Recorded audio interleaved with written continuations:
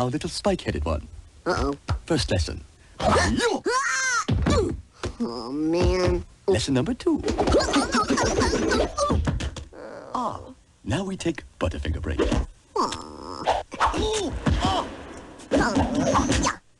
Get a crispity, crunchity, peanut buttery burst in every bite of Butterfinger. Lesson number 3. Nobody better lay a finger on my Butterfinger.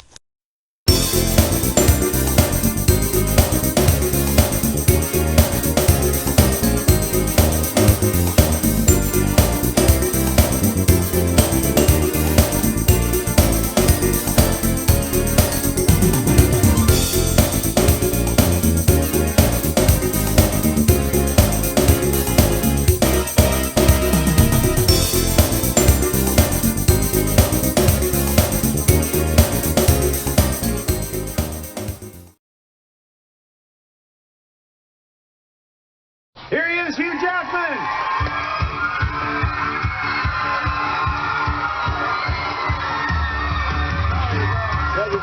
Thank you for that.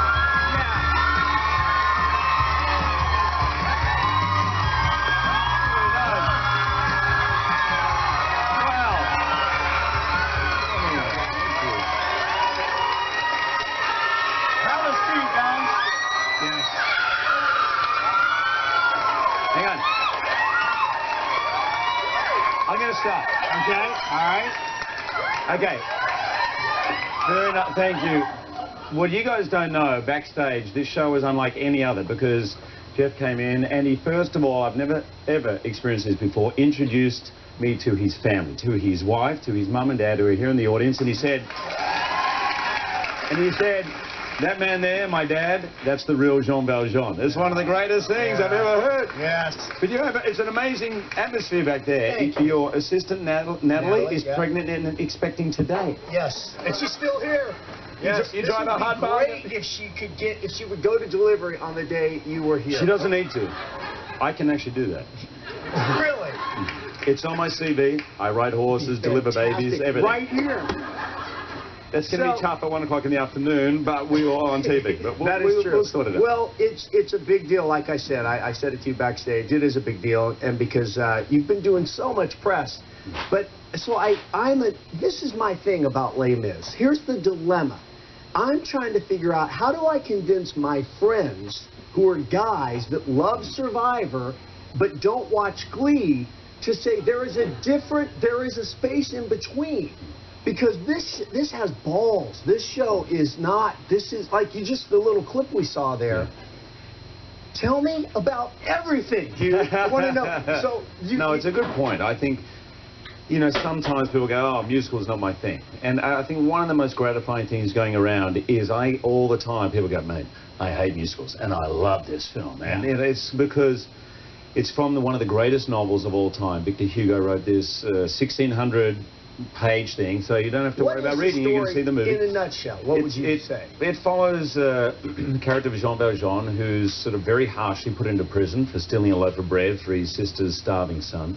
And he's there for 19 years. And when he comes out, he's been basically turned into a hate-filled, almost like an animal. He hates everything. He's lost faith in everything, including himself. And on the moment of being released, he steals some silver from this kindly bishop who's helped him out. And he thinks he's going straight back to jail, and instead this incredible moment where the bishop reprieves him and says, no, no, no, I gave him these things. And in that moment he realizes how low he's gotten, and he redoubles all his efforts to become a better man and to live a good life and to become a good person and dedicated to God. And that's his journey. And on the way, you meet 8, 10 incredible characters. And it really is about redemption, about love, about grace, about second chances. And this is the time of year where we're reflecting on that. It is. And these guys wrote the most incredible music. I mean, you imagine getting that task of this incredible novel and say, oh, if you could just write some music that matches it, and if it could be as timeless as that. Intensity and timeless. That's the thing. And they did it. It is a story about. I mean, I saw it and I couldn't stop crying. And here's what gets me, because they sing live, and you probably heard, because every story talks about how the actors sing live.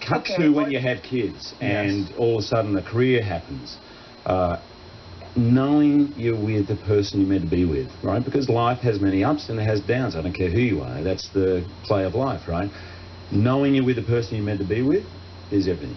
And we share everything together, no matter what it is. So did you ask her about this commitment to doing this role? Absolutely. Because I knew this would take... Okay, I haven't told anyone this, Jeff. Good question. All right. There was a moment, and this will give you an insight to my wife. About 3 weeks before we started filming, we had 9 weeks of rehearsal. So it was like 6 weeks into rehearsal. I just had this really not good day at rehearsal. It was not good. I was not feeling it. I think in the corner of my eye I saw Claude Michel Schoenberg go, oh, like this, and walk out. I was like, oh. Who is that? He's the original composer of the music. I thought, I don't know if I can do this. And and she happened to be visiting at that time. I was in London. She was visiting with the kids. And I said, babe, I may have bitten off more than I can chew here. I mean, I know I always wanted to play this part, but it's so massive, and every scene is so massive. I don't know. I'm wondering if I should just sort of own up and say, this is the time, you know, to walk out, you know. And she looked at me and she said, Hugh, if you didn't feel that playing Jean Valjean, then you shouldn't be playing Jean Valjean. And I went, that's great insight. Yeah. She said, this is Hamlet. This is one of the greatest characters. You should be scared. And then she looked at me and she said, but you're going to nail it. You're going to do it. That was it. And it's that there's someone who you're with from the beginning who knows you, who will also tell you if it's, but you know, she would have said, Hugh, you are absolutely right. Get out for the hills, you know. She would tell me that too, but you know what? Didn't. That's it. I got to say, I get that, because my wife Lisa's the same way. If Lisa said, it's okay to back out, I'd go, oh my God, I've got to get out now. But if she said to me, you can do it. So explain that for me. What is that? Where did she earn that credibility where you went, I know if she says I can do it? Because it's almost like it lifted you up to say, I can do it. Absolutely. You know, the incredible blessings I've had in my life, I know I wouldn't have had without her, because when you meet that person who you match with, they get you to the core. You don't have to be anything. It's like the greatest relief in your life. You're just completely yourself. Right. Flaws, good parts, everything. Yeah. And you don't feel like, it's like being on the comfiest sofa you've ever been on, right? Every day of your life. And so you don't have to try and be anything. And that person, or Deb for me, knows me 100%. She knew what I was capable of more than I knew. She encouraged me at times where I thought, oh, I don't know about that. You know, big mums. Like the moment I got the phone call about the Oscars, to host the Oscars.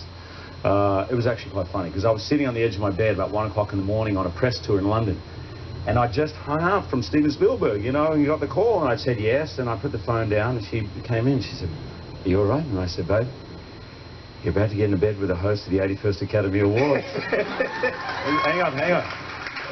And she instantly goes, Billy Crystal's here? All right, we're going to take a break. When we come back, one of the things that everybody talks about is your ability to transform physically. You saw in the first clip at the beginning of Les Mis, he's small. And then we know him from X-Men, Wolverine, he's gigantic. So we're going to talk about how he transforms his body. Take a quick break.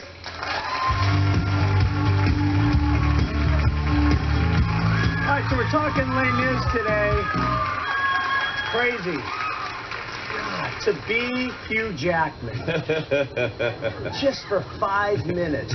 I used to have a man crush on Clooney until about 6.5 minutes ago. And then it shifted. Okay, so Hugh's character in Les Mis makes a pretty big physical transformation over the years, and like we've talked about, he's made these transformations in his career. Let's take a look at what they did in this movie. Roll it. Lisa Westcott's great achievement, I think, was the journey of Jean Valjean, where you really feel that he's lived a very long and tiring life. The first time we see him, he's a convict in a very bad state. His head's been scarred. He's got this very long, straggly beard, which just made him very, very decrepit and tired and filthy. Contact lenses made to make him look very sore in the eyes. And then we had some teeth made. Tom was so worried about teeth. and quite rightly, because you know, you've got a big close-up on an artist, and they're holding a note, and you're seeing right into their mouth.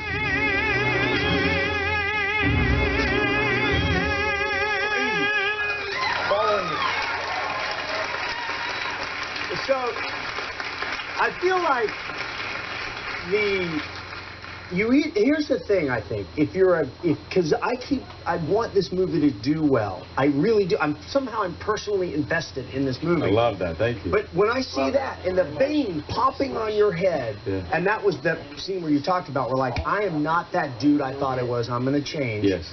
And something that struck me when I saw you did a great interview on 60 Minutes. They always do good interviews. And I didn't know that your mom, I didn't know that much about your personal life. And I didn't know that your mom had left.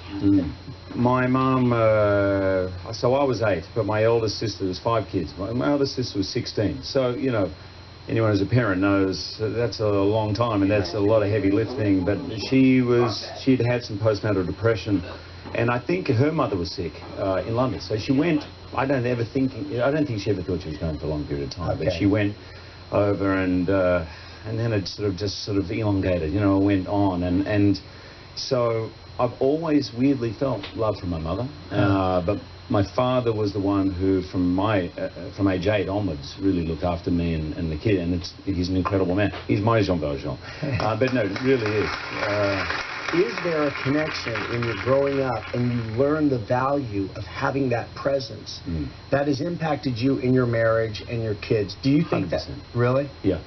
You know, my father has never said a bad word about anyone. Very hard worker, very ethical man. He is a religious man. He brought us up with religion. I remember at one point saying he wasn't religious, and he was converted by Billy Graham, who was on a tour of Australia, you know, and he and my mum got converted. And so we went to church the whole time, and I remember saying to him, I said, so Dad, you're a Christian, but what happens at work? He worked in a big accountancy firm. I said, does anyone make fun of you, or do you get teased at all, right?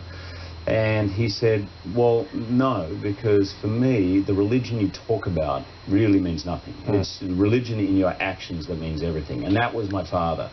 And so I constantly learned that from him. And to this day, man, you know, no matter, he's so proud of me, and he's an incredible man, and he is always there, and he will always say to me, how's Deb? How are the kids? How's the family? It's always about family. It's always about family. It's always bringing it back to the thing that is most important, and he's kept going on to me about that.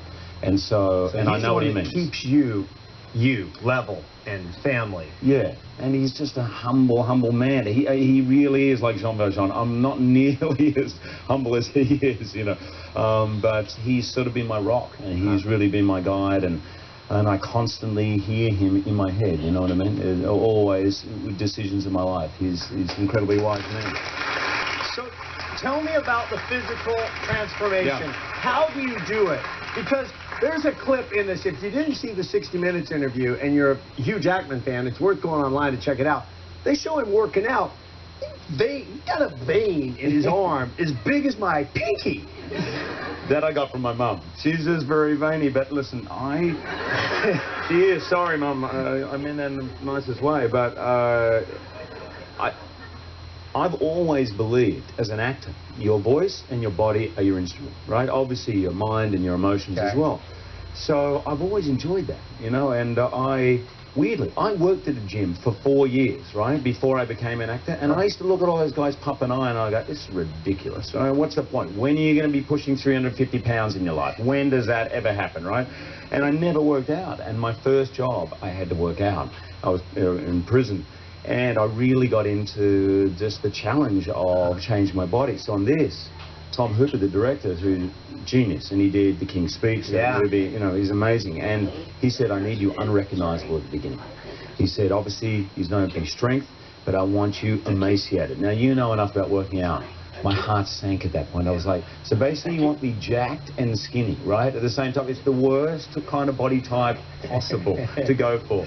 It means, basically, it was 6 months of steamed chicken and protein, not a carbohydrate inside, and 3 hours of working out a day. Really? 3 hours? Yeah. 3 hours. Because what you're talking about, some people will joke and say, I wish I was an actor. Then all I'd have to do is spend my day working out and have a chef make food. But we're rehearsing as well. And not only, it was 3 hours in the gym, but remember, we were singing all day as well. And the problem you're working out while you're doing the movie? Oh, yeah. And before and while doing the movie. Oh, yeah. So, but I was like the weirdest guy in the gym because one thing you don't want as a singer is to get too big or tense here, right? So I would literally be bench pressing like this. Right? No one wanted the equipment I was on. That is like, okay. This guy's really weird. And then, I have to tell you this because you'll dig this. Now, do not try this at home. I do not recommend it, but my trainer had been a bodybuilder. And he said, man, if you want to do the bodybuilder trick, what they do on the shows, right, for a bodybuilding show, they will not drink any liquid for 36 hours before the show.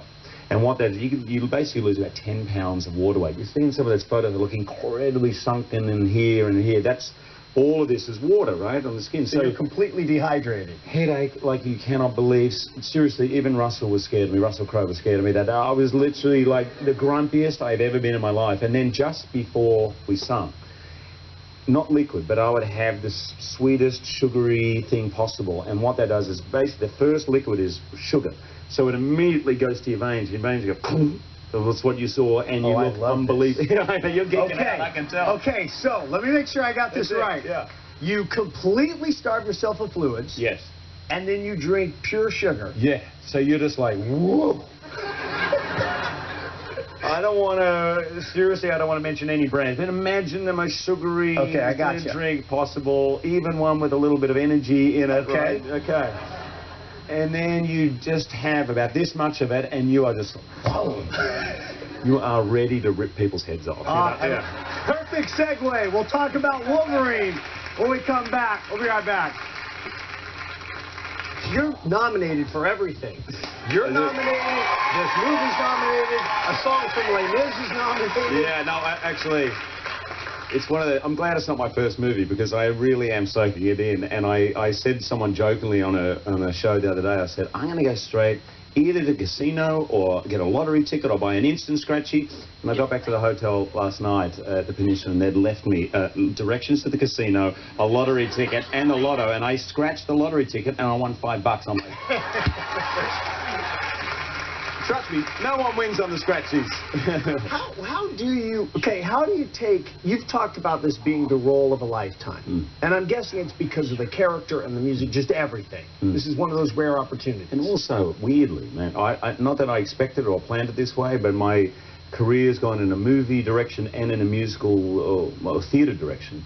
And they've always sort of existed separately. You know, the people who see me on stage, you know, aren't the ones coming to Wolverine, vice versa. And for a long time, I thought, I really would love to do a movie musical. I know they're not made very often. And this one came up, and I was like an attack dog. I literally stalked the director for the part. And it was all of that, plus being Jean Valjean. It's the role of a lifetime. Do you have to sing for Tom Hooper? Does he... Oh, yeah. Well, I had a 4-hour audition for Tom. But, you know, I wanted that. I believe in auditioning. I'm not one of those guys who's like, oh, I don't want to audition, you know, you watch my work. No, apart from anything, a film is the director's medium, right? It's not the actor's medium. It's the director who sets the tone, who edits it, and you give over your performance to him. Unlike the stage, which is you're right there with the audience, so you're in control. It's important to have a relationship with the director, and I love, in an audition, I treat it like, well, this is our first date, really. You know, we're getting to know each other, we're getting to work with each other. So I worked for an hour with the musical director. He came in. I sang 4 or 5 songs for about 20 minutes. And then there was another 2.5 hours we worked. And it was fascinating because I was the first person he auditioned.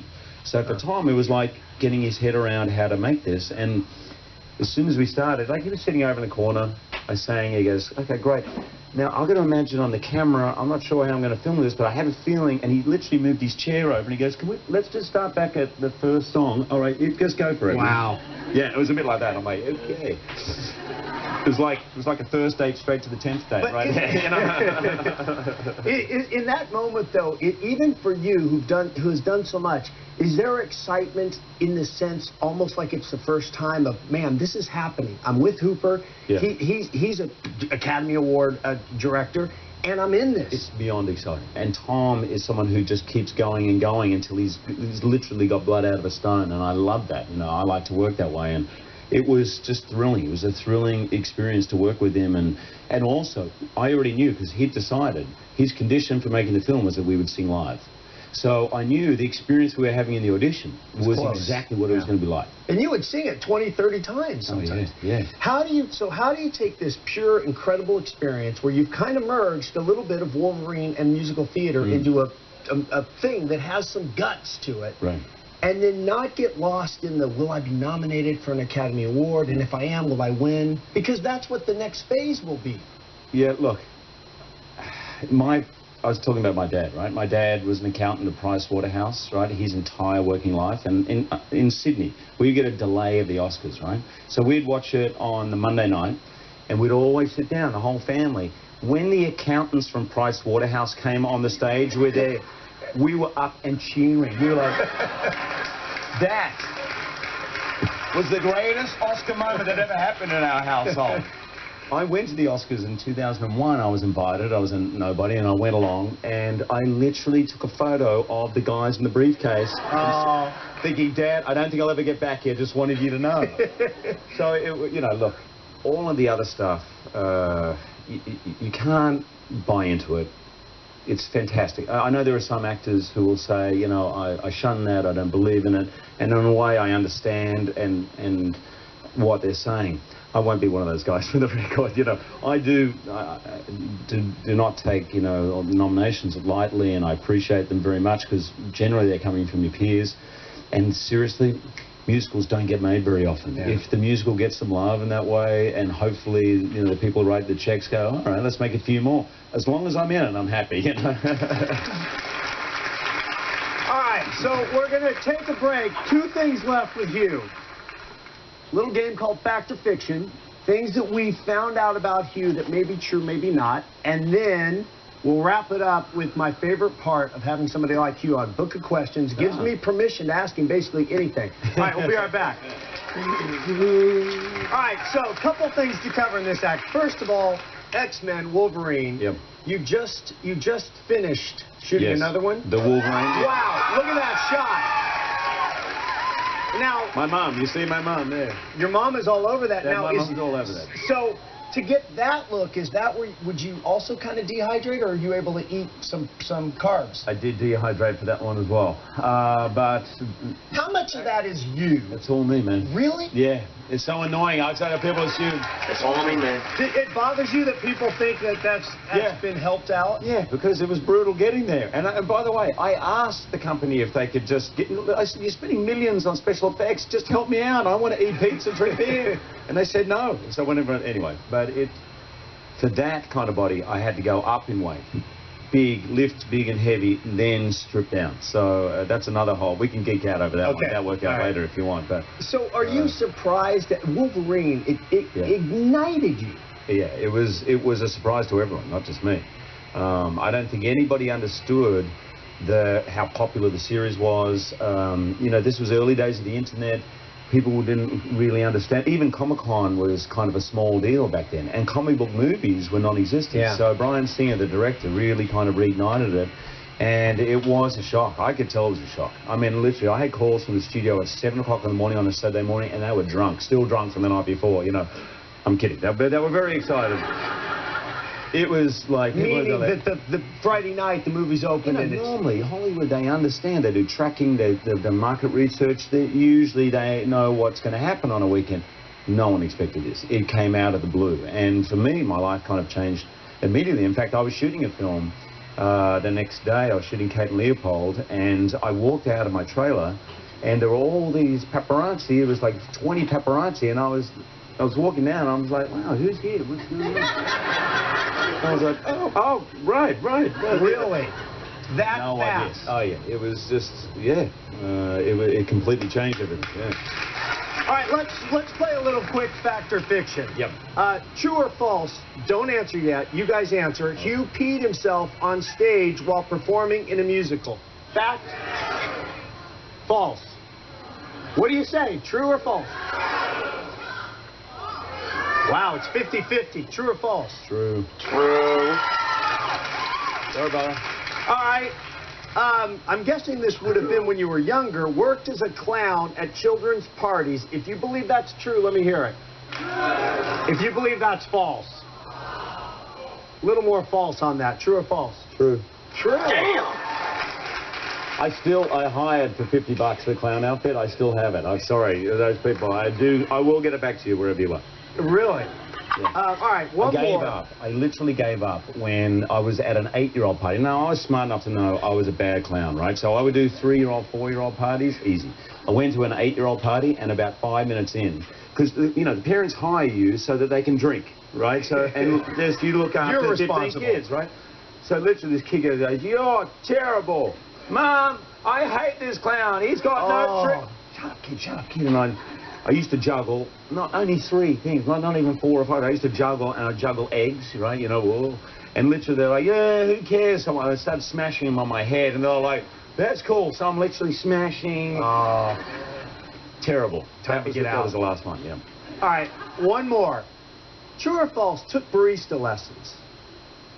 You know, making coffee. True? True. A lot of... All right, true or false?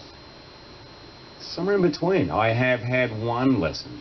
But really, you know, no, because I have a cafe. I have a cafe company, a coffee and tea company called Laughing Man Coffee and Tea, where all the profits I get go back to charity. And so it was my kind of trying to... Didn't even need queuing. No. So that was your way of... the Paul Newman thing, what he did, I was so inspired by, and I love coffee. So I went into a cafe and I said, "This is embarrassing. They make me, you need to teach me, but if you ask me to make you a coffee..." Do you literally walk into a cafe and say, "Hey, can I learn?" Yeah. And do they go, "You're Hugh Jackman"? No, but it's my cafe, so it's okay. It's not, I'm not just wandering into Starbucks. Okay, hey man, get out of here. I want to make you my own coffee. That'd be quite cool. As a little thank you to you, he founded this company. It's called Laughing Man, right? So, well, no, we bought some of your coffee for everybody here because it's such a nice. There we are. Yeah. Everybody going home with a bag of coffee beans from Laughing Man. And when we come back, whatever time we have left in the show, book your questions. We'll be right back.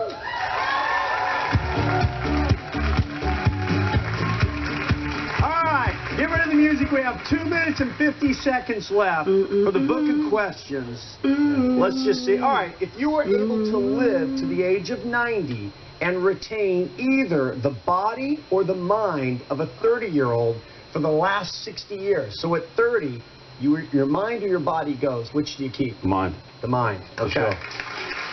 All right, just making sure. The beginning of the song is him contemplating dying alone. And it almost brings me to tears thinking about it, because the thought of that, thinking that whatever had happened in your life, in the end you're on your own, is too much to bear. So the painful or the peaceful, of course I prefer peaceful, the painful is not such a thing. The idea of dying alone is just horrific to me. So I think definitely 50. 50 with friends. Maybe 6 more years. All right, that would be a great one to go out on, but I'm not going to waste the last minute just saying goodbye. Oh, okay. Why can't I ask you one? Pick a page, man. God, he picked the perfect book to pull out on, because I had a great sex question. Oh, really? All right, no, go. Oh, damn it. Oh, sex. Are there times you would rather... Oh, Jesus. Am I allowed to say that word? Yes. Are there times you would rather masturbate than have sex with a partner? If so... Brian, that's my wife.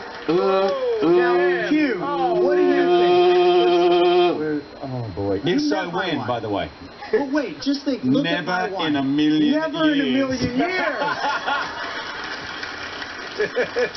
That's a perfect one to go out on. Easy. Hugh, softball, man. To date, you've been the best guest, and we've had some of my friends have come on the show, and I love them for coming on. But a guy of your stature who's done enormous amounts of press, who's, you know, in Hollywood is a big thing, to come on our little show means so much to our team and our staff, and I really appreciate it. Thank you, Thanks, everybody. Les Mis, December 25th, Christmas Day. Check it out. I'm the master reptile.